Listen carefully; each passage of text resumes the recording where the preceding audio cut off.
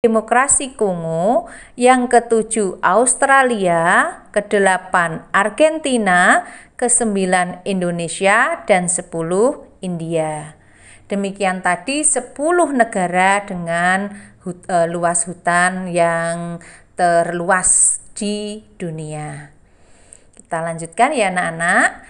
Potensi sumber daya hutan itu antara lain memiliki kekayaan flora dan fauna dan keanekaragaman hayati. Nah, ini di hutan. Yang kedua, memiliki hasil hutan berupa kayu, buah-buahan, dan obat-obatan. Persebaran jenis kayu di Indonesia sebagai salah satu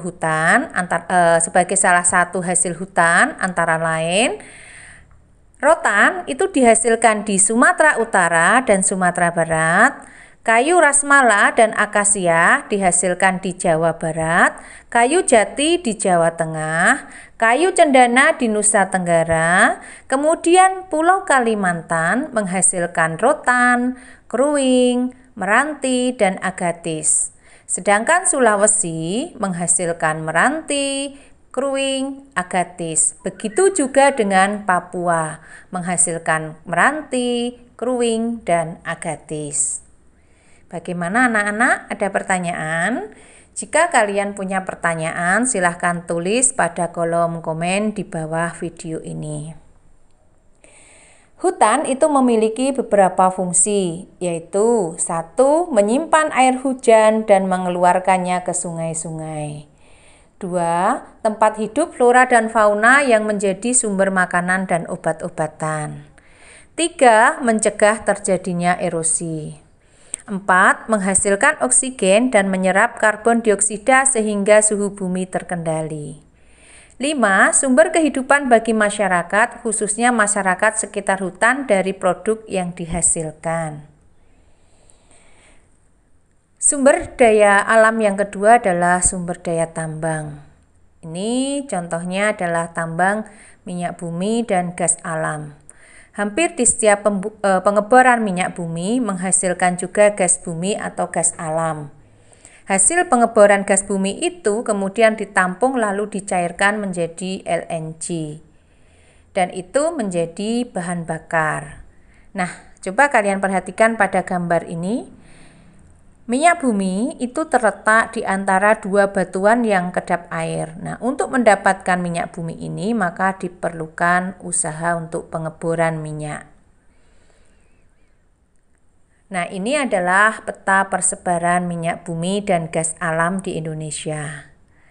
Yaitu Aceh, Riau, Sumatera Selatan, Jawa Barat, Jawa Tengah, Jawa Timur, Kalimantan Selatan, Kalimantan Timur, Maluku, dan Papua. Secara detail, kalian bisa melihat pada tabel berikut ini anak-anak. Ini detail wilayahnya. Yang Sumatera itu Peorela dan Lok Sumawe, Sungai Pakning dan Dumai, Pelaju Sungai Gerong dan Muara Enim. Di Jawa itu ada Jatibarang, Majalengka, kemudian Wonokromo, Delta Sungai Brantas, Cepu, dan Cilacap. Di Kalimantan ada di Pulau Tarakan, Balikpapan, Pulau Bunyu, Sungai Mahakam, Rantau, Tanjung, dan Amuntai. Sedangkan Maluku berada di Pulau Seram dan bagian Tenggara. Papua berada di Klamono, Sorong, dan Babu. Kita lanjutkan ya anak-anak. Tambang yang kedua adalah batu bara. Batu bara merupakan bahan bakar fosil yang terbentuk dari tumbuh-tumbuhan yang mati dan kemudian tertimbun selama jutaan tahun. Indonesia merupakan negara penghasil batu bara terbesar ke-6 di dunia dengan cadangan 0,5% dari cadangan di dunia dan jumlah produksi 246 juta ton. Indonesia menjadi negara pengekspor batu bara terbesar di dunia dengan tujuan ekspor diantaranya adalah Hong Kong, Taiwan, Cina, Korea Selatan, Jepang, India, Eropa, dan Italia. Ini contoh gambar batu bara anak-anak seperti arang ya. Daerah penghasil batu bara yang pertama di Kalimantan Timur yaitu di lembah Sungai Berau dan Samarinda. Di Pulau Sumatera, Sumatera Barat, Ombilin dan Sawah Lunto, Sumatera Selatan yaitu di Bukit Asam dan Tanjung. Nah, ini adalah tambang boksit anak-anak, warnanya kemerah-merahan. Boksit itu merupakan biji aluminium. Nah, aluminium itu bisa digunakan untuk membuat badan pesawat terbang, kapal laut, alat-alat dapur, dan sebagainya. Tentunya di rumah kalian banyak terdapat bahan-bahan yang terbuat dari aluminium, bukan? Indonesia memiliki potensi boksit yang cukup besar dengan produksi mencapai 1.262.710 ton. Adapun daerah pertambangannya berada di Kepulauan Riau, Pulau Bintan, dan Kalimantan Barat, Singkawang. Kita lanjutkan ya anak-anak. Nah, ini tambang pasir besi. Pasir besi dimanfaatkan untuk industri logam besi dan industri semen.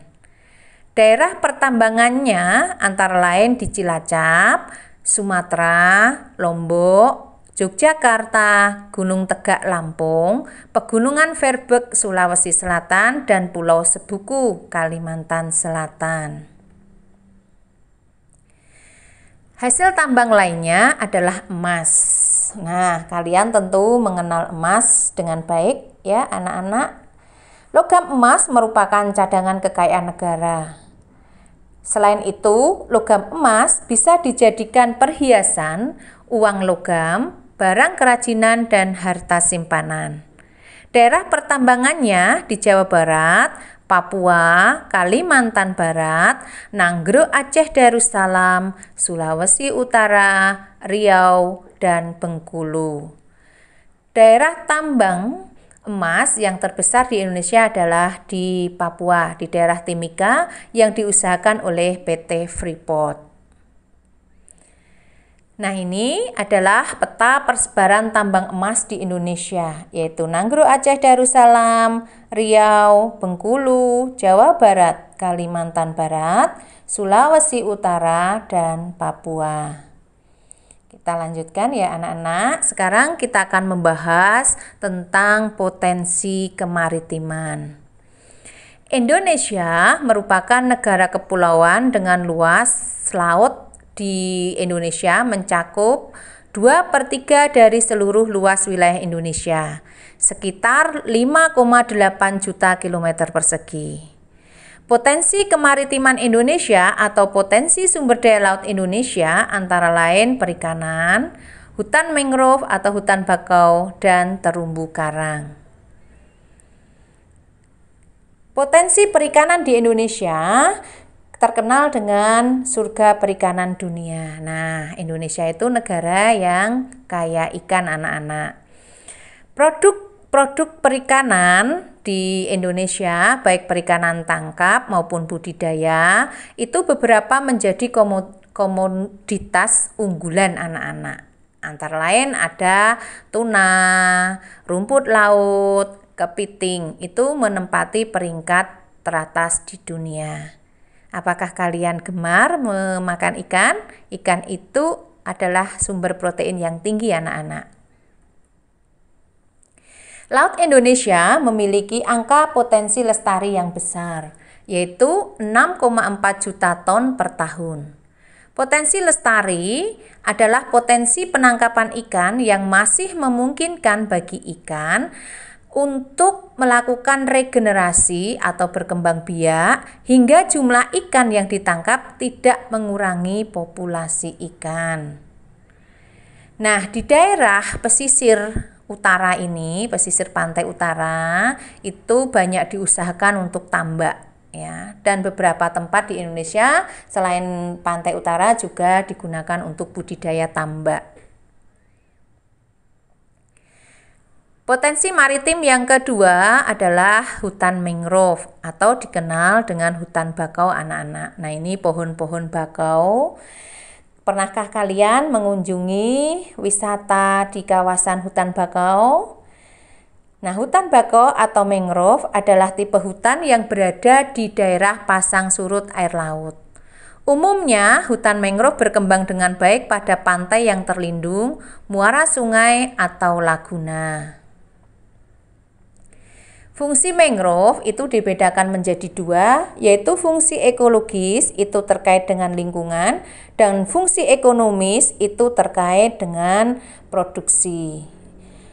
Fungsi ekologis itu sebagai habitat atau tempat hidup binatang laut untuk berlindung, mencari makan, dan berkembang biak. Melindungi pantai dari abrasi air laut. Sedangkan fungsi ekonomis menghasilkan kayu yang dapat dimanfaatkan untuk bahan bakar, arang, dan kertas, serta menghasilkan udang dan ikan.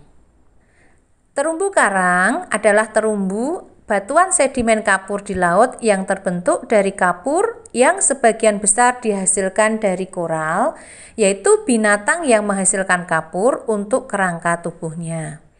Terumbu karang merupakan ekosistem yang khas di daerah tropis. Nah, coba kalian cari informasi wilayah-wilayah Indonesia yang memiliki terumbu karang yang indah, anak-anak. Oke, sampai di sini materi kita. Marilah sama-sama kita mengucapkan hamdalah. Alhamdulillahirrabbilalamin. Sebagai tugas kamu kerjakan 3 soal ini dalam kertas 1 lembar.